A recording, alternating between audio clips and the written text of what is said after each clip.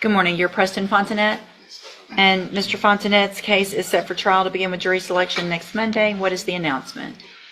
Judge, up to this point, it's been on hold for 10 times. This morning, it's Mr. Nichols' file.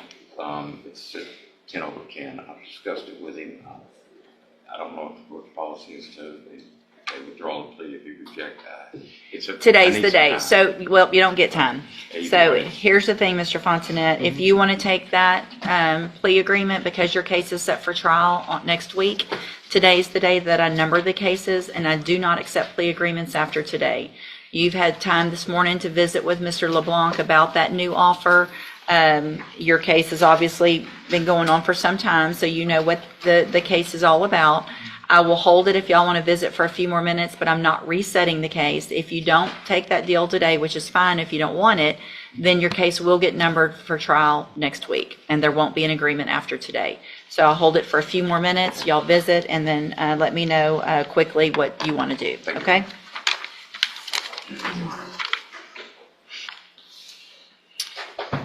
All right, will your client waive the formal reading of the indictment? Mr. Fontanet, and are we going on count one only? Yes, Judge.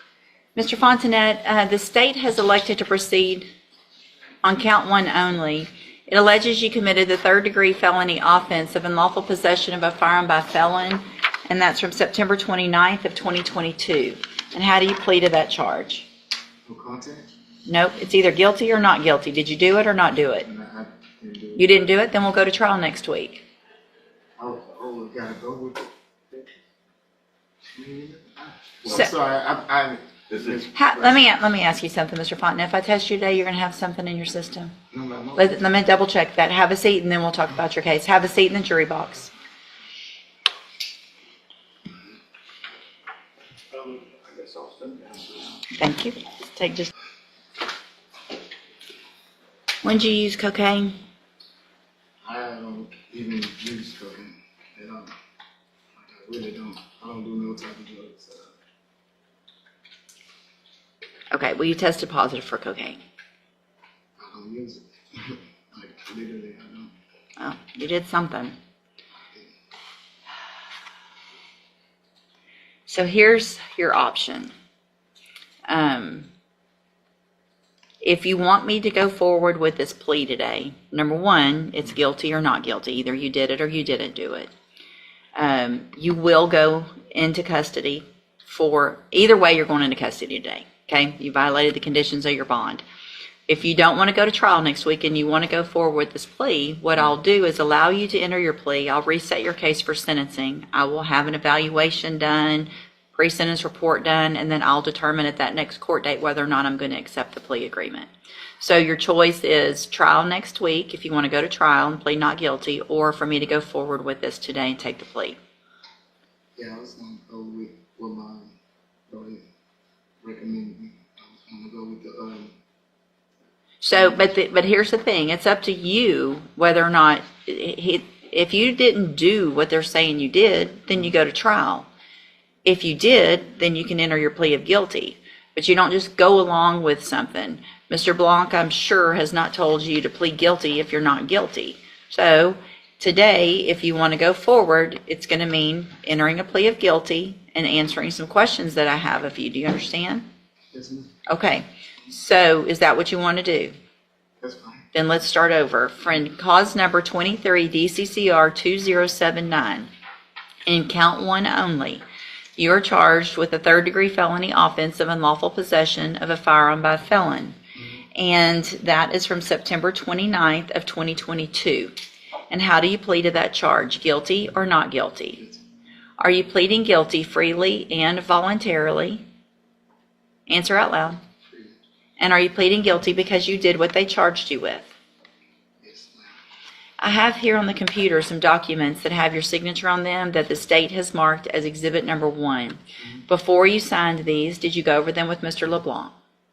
I believe so. The papers on the tablet? Yes. And do you understand what you signed with him? Yes, ma'am. And do you understand, if I follow the agreement that you've made with the district attorney, that you'll be waiving or giving up any right to appeal? So if I go along with this agreement that you made, you can't change your mind later. Do you understand? Yes, ma'am. And it looks like the agreement that you've made is for a 10-year term in prison, but that would be probated and suspended. You'd be placed on probation for 10 years. You would be ordered to pay a $500 fine and follow all of the rules and conditions of probation. Is that your understanding? Do you also understand, if you're not a U.S. citizen, that a plea of guilty or no contest may result in your deportation, exclusion from admission to the country, or denial of naturalization under federal law? State tenders number 1. There's no objection, Judge. It's admitted. Is there any evidence that Mr. Fontenette's not competent? None that I'm aware of, Judge. All right, sir, I'm going to find that you entered your plea of guilty freely and voluntarily. Find that you're mentally competent and you understand the nature and the consequences of your plea. Find sufficient evidence to find you guilty. However, I'm going to reset your case for sentencing, and we'll get the probation department to do a pre-sentence report.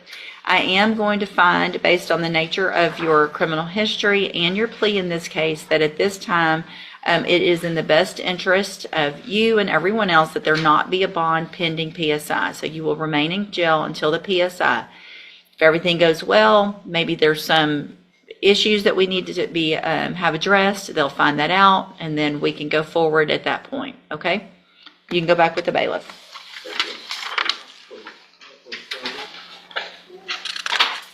Good morning. You're Charles Newman. Yes, ma'am. And this is 25 DCCR 0545. Mr. Newman was previously in court, entered a plea of guilty to the second-degree felony offense of aggravated assault with a deadly weapon. Has everyone had an opportunity to review the pre-sentence report? Yes, sir. We have, Your Honor. Are there any additions or corrections? Not with this. The only addition, Judge, is after speaking with the declining witness, we would request $1,653.75 in restitution.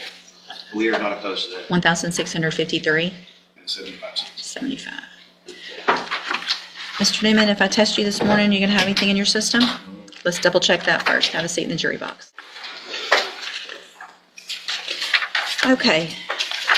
Anyway, we're back on the record. Excuse me, cause number 25, DCCR 0545, and Mr. Newman's here for sentencing. Ms. Newman tested positive for THC, which obviously gives me some concern. Which, just to briefly address that, he took a drug test just the other Thursday. That was for work. No, that was just to make sure, like, I was doing good and everything, I passed. That's why. Just to make sure you had everything out of your system Right, before you yes, came to court? Right, I just wanted to make sure that I was doing, like. He had surgery a month ago. And then I had- taken Stop narcotics. talking over your attorney. Let him talk. He had surgery a month ago. He took narcotics as part of that. He's a prescription for that. But he took a drug test just to see if anything was going to show up. Nothing showed up. Well, THC isn't going to have anything to do with That is a correct. surgery. That is correct. He's admitted that he uses marijuana. That's right. why I had him tested today. So at some point, you used marijuana, and you clearly were making sure it wasn't, if you had a prescription for narcotics, that's not what you were worried about. You were worried about testing negative or positive for marijuana because you admitted to the probation department that you use. And so stop. Take responsibility. Yes, ma'am. You shot at a car going down the interstate because they cut you off. Yes, ma'am. You barely missed a person in a car because you got pissed that they cut you off. And you're going to sit here and argue to me about using marijuana? I mean, this is crazy. What you did is crazy. The deal you're getting is amazing. And I would think you would come in here absolutely clean, not hoping you're clean and testing positive the week before because you might have used something that might not be out of your system, which is where we are today. All right, anything else before I sentence Mr. Newman? Judge, I just point out a couple of things that are in the PSI. This is a severe situation, but it's certainly out of character. Mr. Newman has never really been in trouble of any kind before, so this is definitely certainly a one-off. He's always remained employed, had good employment. He did lose his job as part of this case, but he's had surgeries recently and he has work lined up, so he is intending on continuing to maintain the normal life that he's always held, other than this particular incident. Obviously, if marijuana use is a concern, if he can't stop using marijuana, they're going to figure it out at probation, whether that's drug testing or a patch or whatever the court decides is necessary for that. But it's not using, worse drugs that would be even more concerning considering this case. So we're just asking the court to follow the deal and impose whatever drug conditions the court deems are necessary. Mr. Smith, anything else? No, Judge. All right, so Mr. Newman, what I'm going to do, I'm going to find that you entered your plea of guilty freely and voluntarily. I'm going to find sufficient evidence to find you guilty. However, I'm going to follow the agreement that you made with the district attorney and defer all proceedings and place you on probation for a period of 10 years. You're ordered to pay a $1,000 fine. You're ordered to pay restitution in the amount of $1,653.75. You will be ordered to enter and successfully complete the JCDI program, which is an intensive outpatient treatment program. Obviously, if you're using this close to court, you're going to get some treatment to make sure you're not. You will be required to wear a drug patch until further order of the court. I am also going to order that you serve 15 days up front in the Jefferson County Jail. And so you'll talk to probation today. You will go into custody. And this is just too serious of a case for me not to make sure you understand some consequences of your actions. To be coming in here for shooting at someone in a car, testing positive is just, it's not okay. And you need to understand that. So this is still an amazing opportunity. You don't have a felony conviction on your record. So if you successfully complete the probation, and Mr. Galmore's right, this is apparently seems to be very out of character, but it's so serious that it's just something's going on and we're going to get that figured out. And so if you do everything you're supposed to and you're successful on this probation, the case gets dismissed at the end. You will never be a convicted felon. But the other side of that is if you violate any condition of probation, you will be brought back into court. You could be found guilty of the offense, and you could go to prison for up to 20 years, anywhere between 2 and 20 years for this offense. One of the things that makes me a little more comfortable, I guess, you're very lucky that the victim of this offense, number one, didn't get hurt, and number two, is in agreement with you getting this help and being on probation and making sure you follow through. So you should be very appreciative of that. I'm going to hand you the trial court certification that shows this was an agreement that I followed, and so you've waived your right to appeal. You can go with the bailiff. Probation will talk to you in just a few minutes before they take you back. Good luck to you, sir. Did we confirm that Daryl's?